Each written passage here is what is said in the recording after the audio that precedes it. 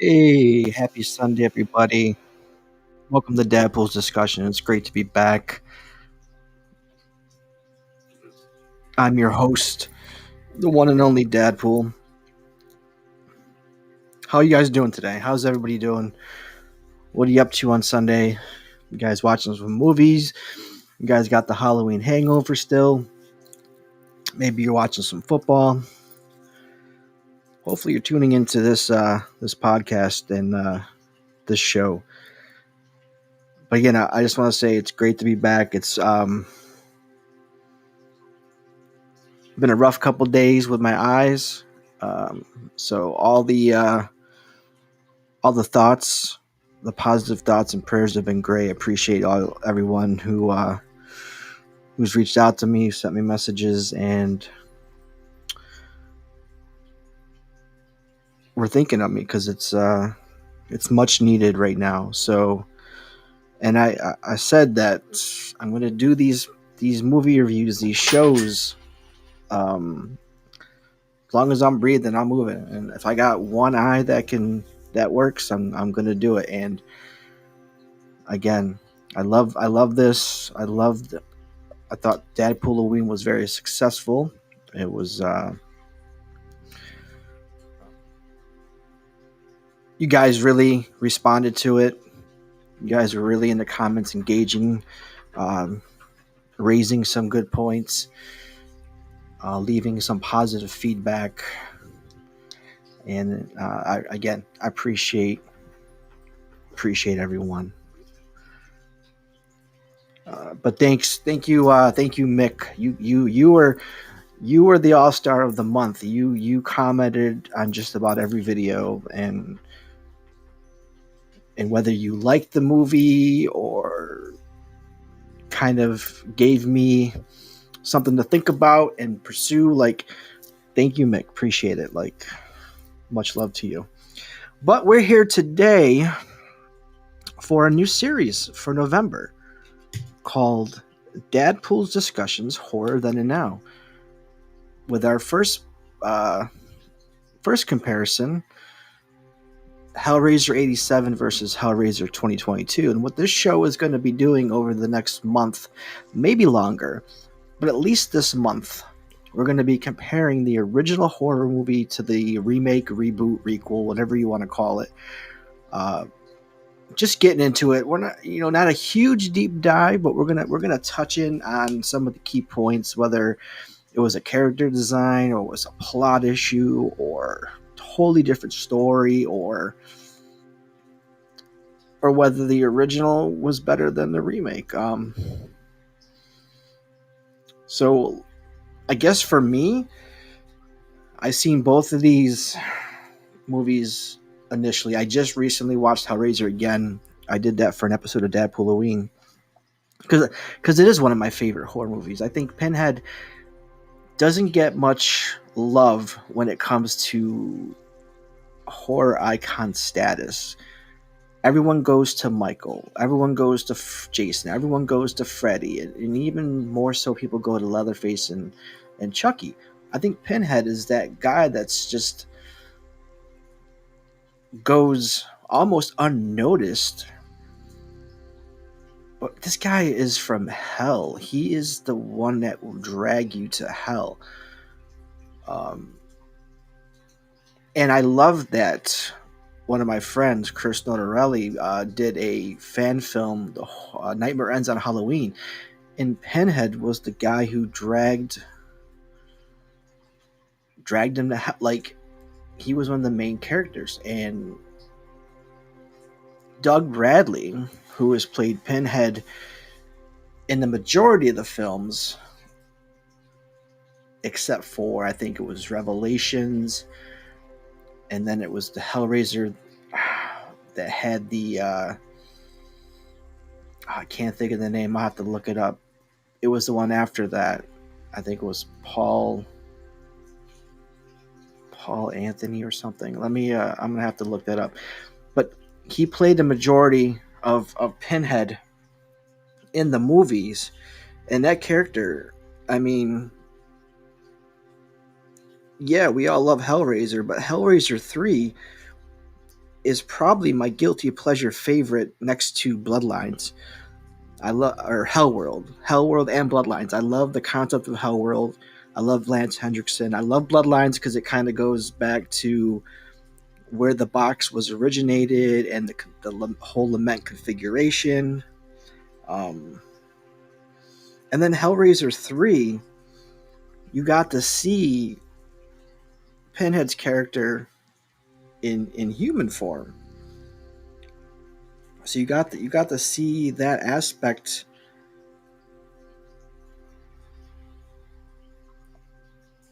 of Pinhead before he became Pinhead, how he became Pinhead. So I really appreciate Hellraiser 3. Or Hellraiser Judgment was the one that they had Paul Taylor. I don't know. I said Paul Anthony. Paul Taylor is Pinhead, and had the other character, the Auditor, which is really a really cool character. We also got to see Chatterer as well. But yeah, and then Hellraiser Revelations. That was kind of like a pseudo Pinhead. Wasn't much of a new character. It was like a newer version of Pinhead. He was played by Stephen Smith Collins, and I know that movie gets a lot of hate. I remember when that was getting ready to come out back in 12 years ago or so, and I was so excited when the DVD was about to be released. I got it and I watched it, and I know my first reaction was, this is not a good movie. But then those bad movies kind of grow on you. Almost similar to like Hellraiser 22. It's a very slow paced story. You don't get to see a lot of the Cenobites until towards the end. It is an acquired taste, but Jamie Clayton knocked it out the box as the priest slash Pinhead. And the Cenobites were cool when we saw them. The story, I understand people think, people say it closely resembles, the Hellbound Heart, more so than Doug Bradley's Hellraiser. But I just think for being sort of like a reimagining of the character, I think it's super dope, and I would love to see them pursue a sequel or carry on with Jamie Clayton. I think she can straight up play that character well, and just the look. So here's the look of Pinhead 87 versus the 2022 version. I mean, just dope. It's great. You can't fault the special effects people involved in this movie. They made a great looking priestess, however you want to label Pinhead. I thought the box configuration looked really, really on point. It kind of gave me that Bloodlines feel, because in Bloodlines you got to see different looks of the box, whether it was like that almost dagger looking, triangular on both ends, kind of like holding your hands look at the beginning of the movie with Voight. And then you got to see the traditional, and then the sky, the buildings were built like the box, like they were in Bloodlines. So I feel like they really nailed pretty much every aspect of the Hellraiser movies and kind of just put it into one. Even the character, who I have the characters right here, and we can talk about them. So there's the 87 Cenobites on top of the 2022. And you kind of get a combination of like Angelique on the bottom, like she's a combination Angelique and Deep Throat. Uh, super cool to see Chatter as well. Um, what are your guys? Have you guys seen 2022? What are your thoughts on the Cenobites? Who's your favorite Cenobite throughout the entire franchise? Because there's so many Cenobites. Um, of course, we had the mainstays. Butterball, Chatterer, the female Cenobite, which is from one, and then we have, of course, Pinhead, Doug Bradley version. Who would you say that your favorite character is? So let's discuss the movie. So, or the movies, I should say. So we have Hellraiser 87 versus Hellraiser 22. Is it a reboot? Is it a reboot worth watching? Hellraiser is a horror franchise that has been around for more than 3 decades, spawning 10 sequels and a cult following. The original film, released in 1987, was based on the novella The Hellbound Heart by Clive Barker, who also directed and wrote the screenplay. The film introduced the iconic character of Pinhead, the leader of the Cenobites, a group of demonic beings who offer extreme sensations of pain and pleasure to those who summon them with a mysterious puzzle box. In 2022, a reboot of Hellraiser was released on Hulu, directed by David Bruckner and written by Ben Collins and Luke Piotrowski, based on a story by David S. Goyer. The film features a new cast of characters, a new setting, and a new interpretation of the Cenobites and their mythology. The film also features a gender-swapped version of Pinhead, now called the Priest, played by Jamie Clayton. So how does the reboot compare to the original? Is it a faithful homage or a radical departure? Does it capture the essence of Barker's vision, or does it lose something in translation? I got a few points of comparison and contrast between 87 and 2022. So as far as plot, the plot of both films revolve around a puzzle box that opens a portal to a hellish dimension where the Cenobites await. However, the details of the plot differ significantly between the two films. In the original film, the main character is Christy Cotton, played by Ashley Lawrence, a young woman who moves in with her father and is his new wife, Julia, played by Claire Higgins. Julia is having an affair with Frank, Sean Chapman, her husband's brother, who disappeared after solving the puzzle box and being tortured by the Cenobites. Frank manages to escape from their realm by using the blood of one of Julia's victims and convinces Julia to help them restore the body by killing more people. Christy discovers their secret and accidentally summons the Cenobites, who offer her a deal. They will spare her if she leads them to Frank. In the reboot, the main character is Riley McKendry, played by Odessa Azion, a former addict who is trying to get her life back on track with the help of her brother Matt, played by Brandon Flynn. Riley steals the puzzle box from a wealthy collector, Mr. Voight, who is played by Goran, probably going to chop this name, Visnich, after being encouraged by her boyfriend Trevor, who is played by Drew Starkey. She solves the puzzle box while under the influence of drugs and meets the priest, who warns her of the consequences of her actions.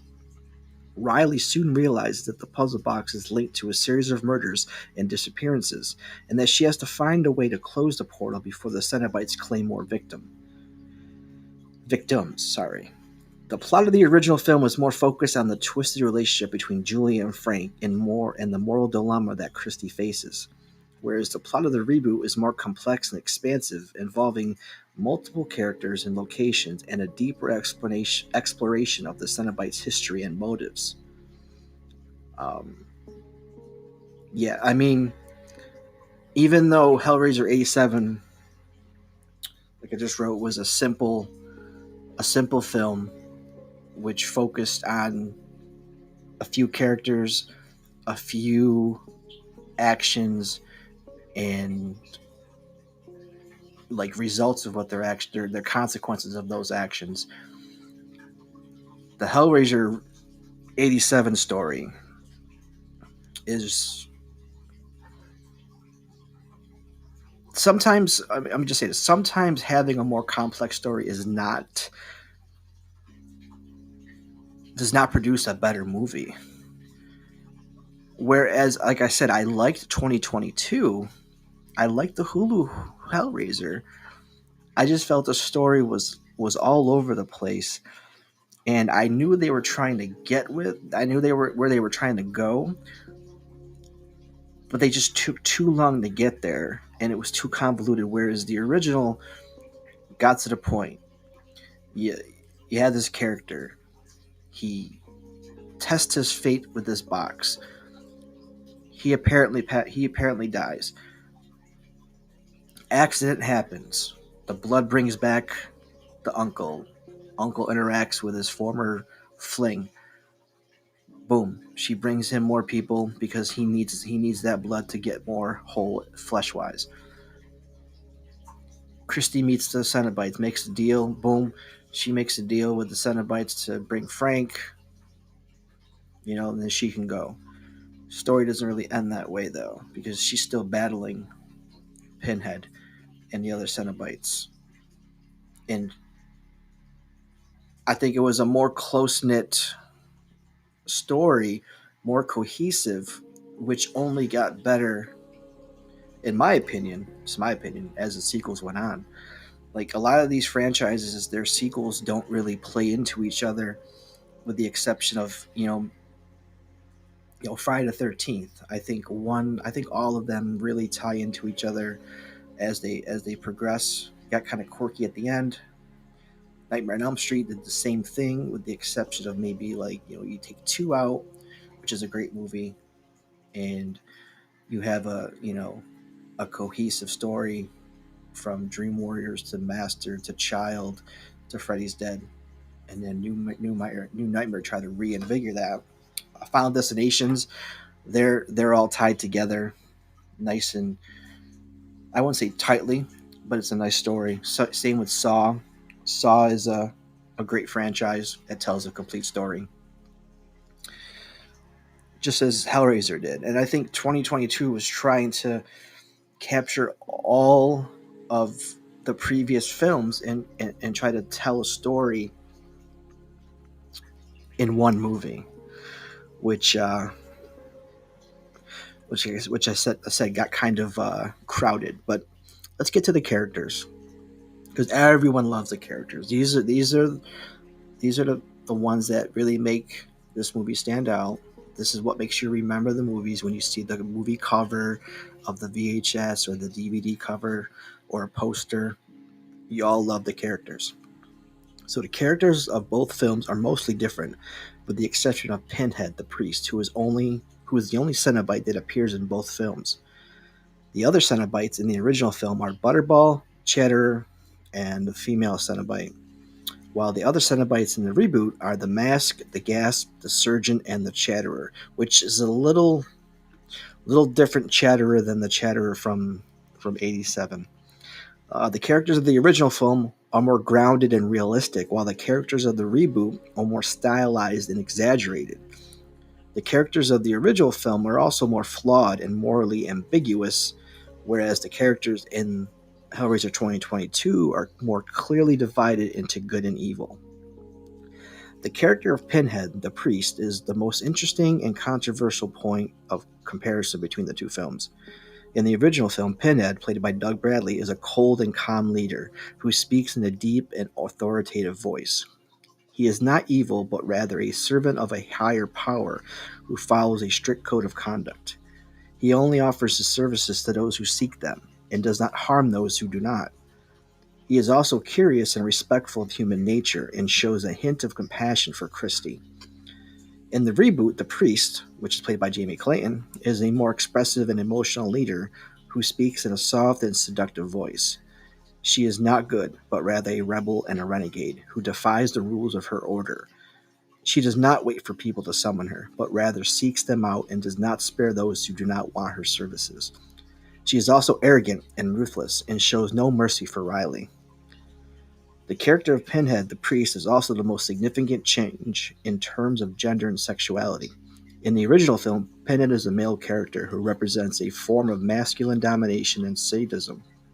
He's also asexual, as he does not show any interest or attraction to anyone. In the reboot, the priest is a female character who represents a form of feminine empowerment and masa- oh my god, masochism. Cannot talk today. I don't know what it is. Like, you barely see. My lips just don't want to move today, and I apologize, but I will get this out because I wrote this beautifully for this. She is also bisexual, as she shows interest and attraction to both men and women. Again, 2022 was more of a, I guess you can say, a period. I would call it a period piece horror movie, whereas it touched on a lot of the current social issues, whereas 87, the original, was more your straight horror, not showing any favoritism or any association with any, I would say, topics. It didn't exaggerate them or express them anymore. The style of both films is influenced by the genre and the era they belong to. The original film is a classic example of 80s horror, while the reboot is a modern example of 2020s horror. Uh, Hellraiser 87 is a more low budget and gritty, while the reboot is more high budget and glossy. The original film uses more practical effects and makeup, whereas the reboot relies more on CGI and digital enhancements. The original has a darker and more muted color palette, while the reboot is brighter and has a more vibrant color choice.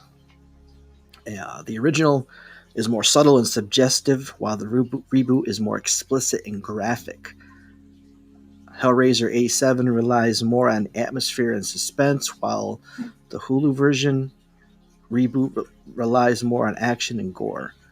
The original film has more psychological and philosophical themes, whereas the reboot has more of a social and political theme, like I was just saying. Um, so, in conclusion, both films have their strengths and weaknesses and appeal to different tastes and preferences. The original film is a cult classic that has a loyal fan base and is praised for its originality and creativity. The reboot is fresh and updated, that has a take that has a new audience, and is praised for its diversity and relevance. Both films are worth watching, as they offer different perspectives and experiences of the same concept. However, the ultimate verdict depends on what one is looking for in a horror film: a more intimate and personal story, or a more expansive and adventurous story. Maybe something more restrained and refined, or something bold and extravagant. A more faithful and respectful adaptation versus a more innovative and daring adaptation. So basically, it all comes down to you. And that phrase, that term, or should I say phrase, not term, film is subjective. It all comes down to what you like. Um, like I said, some of these horror films, these remakes that come out 20, 30 years past the original, they're modernized. They're set in that time. So where I prefer a movie, a remake or reboot. Yeah, I like a little modern take, but I would love to see it set in that same time frame, that same setting. Um, you know, I understand that our minds and our eyes are more focused on that flashy, colorful, you know, visual, like, orgasm. But like, if you have that, I prefer the dark, gritty, in your face, you know, scary horror tale. And then that's what 87 brings. It brings that to the table. And like I said, I'm not saying 2022 is a horrible movie. Hellraiser 2022. It was. It got you talking about Pinhead again. It got me bringing out my graphic novels. It got me revisiting, so I could compare them. and say, okay, I just watched this, so let me watch the original again. Let me watch the sequels. Because, like I said, the sequels aren't for everybody. And I know people checked out after maybe the third one. Um, or maybe even after the fourth. It seemed like whenever a character goes to space, people check out of that franchise. But I'll tell you this: Leprechaun in Space, I ain't mad at it. I love all the Leprechauns because after Leprechaun in Space, we got the Leprechaun in the Hood series, the the, the two stories. Perfect. Jason went to space. Yeah, it was the last movie, but Jason X is one of my favorite in the franchise, and I think it's gaining more and more popularity.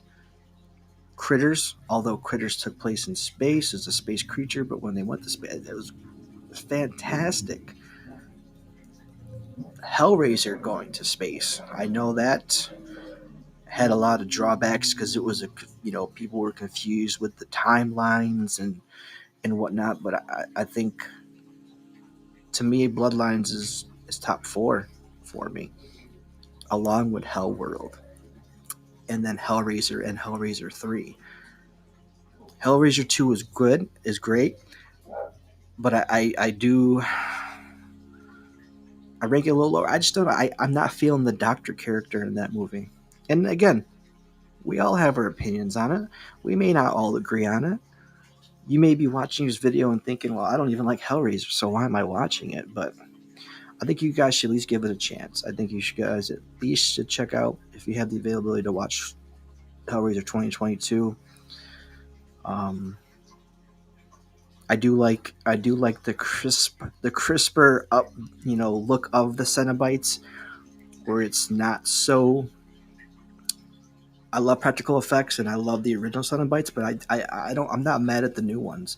I think the looks as we get into the movies, more movies of Hellraiser, the way they create these Cenobites, they get more creative and expressive, and their look is fantastic. So take nothing away from the special effects department on every film. They did a great job. I think you should give it a chance. I think you should definitely sit down and watch both of these movies and let me know in the comments what your thoughts are for these two movies. Like I said, um, I'm doing the horror then and now, which is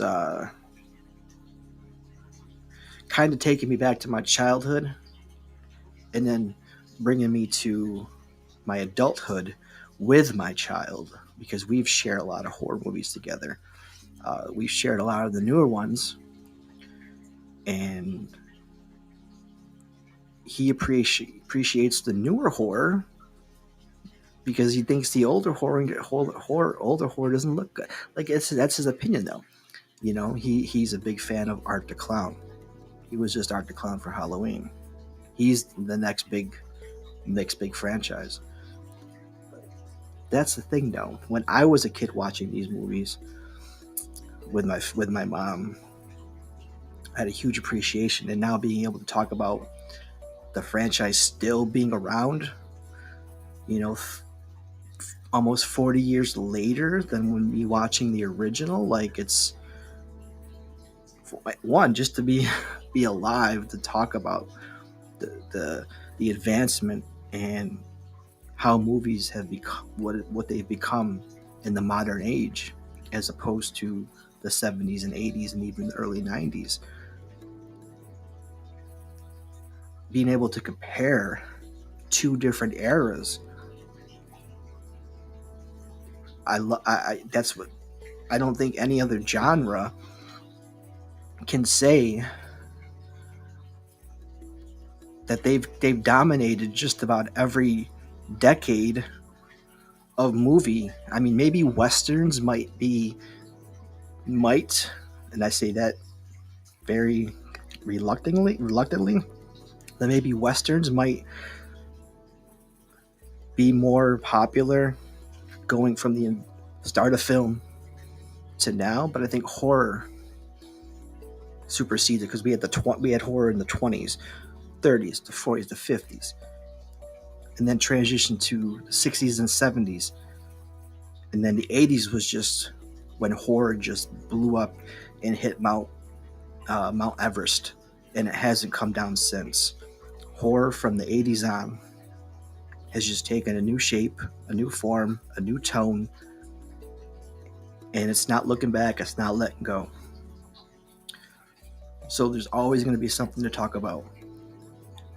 So that brings me to the next episode of DadPooL's Discussions Horror Then and Now. And I'm very excited to visit this one because not only did I have a chance to meet and speak with one of the lead actors from the original, but the remake is up there, probably top 5 of all the horror remakes that we have. And that movie is The Hills Have Eyes, 1977 versus The Hills Have Eyes, 2006. Now, I was born in 76, so I didn't see The Hills Have Eyes until well into, I want to say, my early teens. So it did take a while for me to watch that movie. But I remember watching that movie and being terrified at the look. Like, Michael Berryman is just, he was born to play in a horror movie. He's terrifying. That remake captured everything the original movie did, and I can't wait to talk about it. So that will be coming out next week. So again, hit the like button, subscribe, the follow, hit that bell so you'll know when this video on these two movies drop next week. I'm so excited to cover it. Again, if there's a franchise that you want to talk about, that there's an original and a remake that you're passionate about, let me know. We'll come on the show, we'll talk about it, we'll debate it, and it'll be a great conversation. So reach out to me. In the description, my Twitter X is there, so DM me there, follow me there, message me, and we'll set it up. But yeah, so rest of this month of November, I'll be doing weekly Horror Then and Now videos, and then obviously Christmas, we got Christmas coming up, and I'll be doing 25 days of Christmas horror, where every day, like I did it for DadPooL Halloween, I'll be reviewing a different Christmas holiday slasher or a very dark themed holiday movie. Can't wait for that. And there's a lot of them, and for me to have to narrow down the 25 was tough. Maybe a couple days I'll do one or two, but it just depends on the vibe, and it also depends on my eyesight as well. Like, I'll figure it out if I can't figure out my right eye, I'm going to figure out how to do this. But I want to bring this content to you because it's important to me to talk about these movies that I saw as a kid or as an adult that I just love and have a huge admiration for. So that's coming in December. And then if we move to January, the next series I'm going to be doing is DadPooL's Discussion Presents Two Can Play This Game, where I talk about the sequel to a horror movie and if that helped or hurt the franchise. There's a lot of controversial sequels out there to originals, and it's like a 50-50 crapshoot. Some sequels move that franchise along and into stardom. The other sequels kind of stunted it and just made people say, what the fuck was going on here? Why'd they make this movie? I don't understand. So I'm looking forward to doing that in January, amongst other retrospectives that I plan on doing for horror.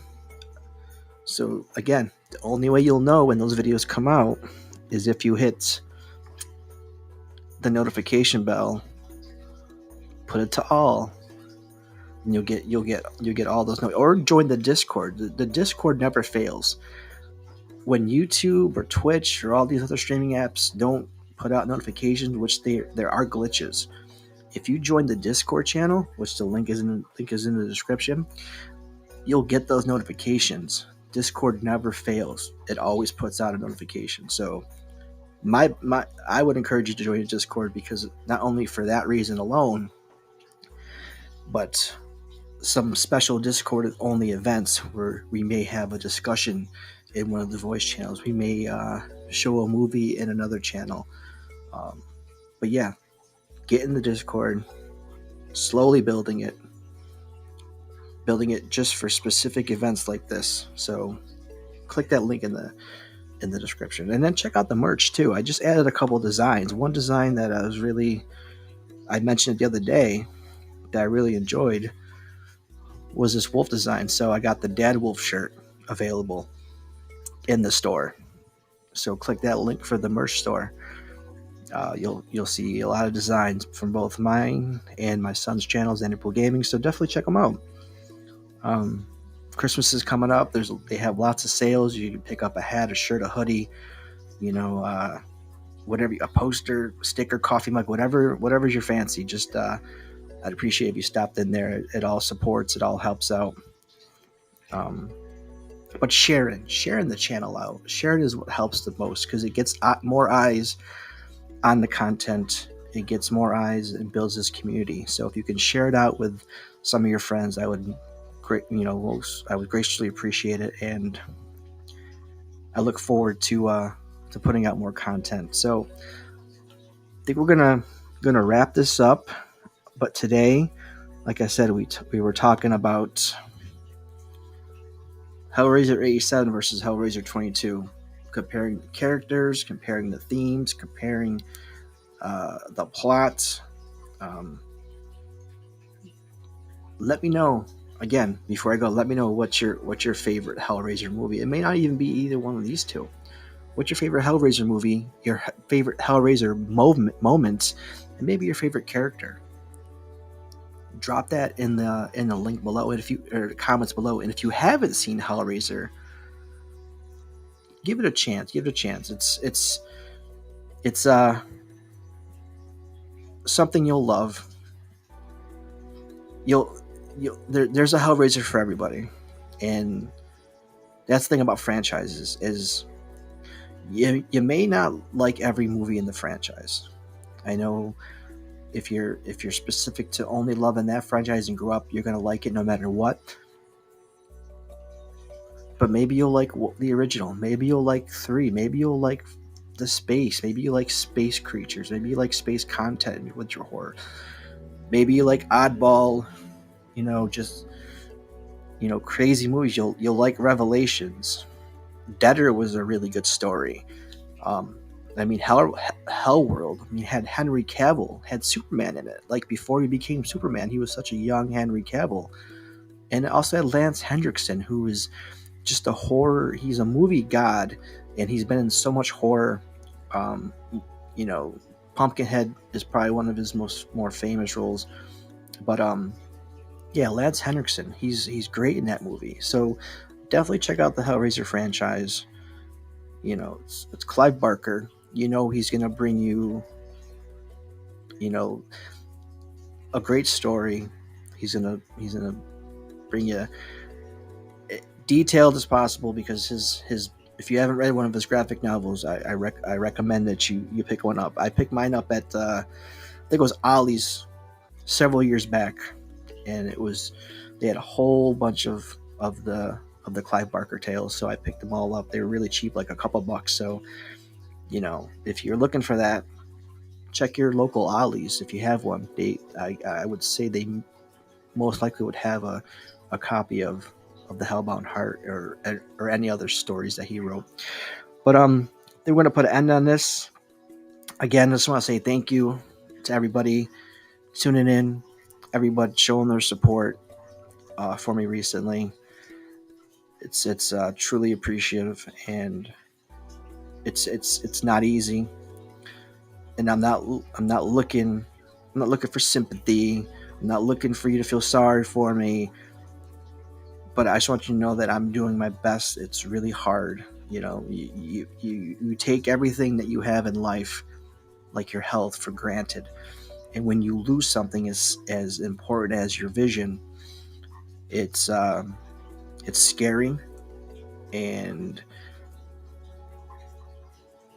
it's the fear of the unknown of what's going to be like tomorrow when you wake up. So I take every day Today's a good day. Yeah, my eye hurts. My left eye still can't see, but I can still look out of my right eye. I can still see things. So I take that right now and enjoy every single moment. So before I go, just a couple of things. If you can just watch a movie, with on TV. There's plenty of apps that you can watch movies on. There's Pluto TV, which is great. Tubi, which has a lot of original content and a lot of your underrated, low budget uh, gems. And I'm going to call them gems because there's a lot of movies on there that you probably wouldn't really want to watch or tune in if you saw the name on TV. But when you see that movie cover, then it's just like, whoa. And then hug your loved ones. But until the next video, um, this is DadPooL saying, have a good night and be safe, and I love you.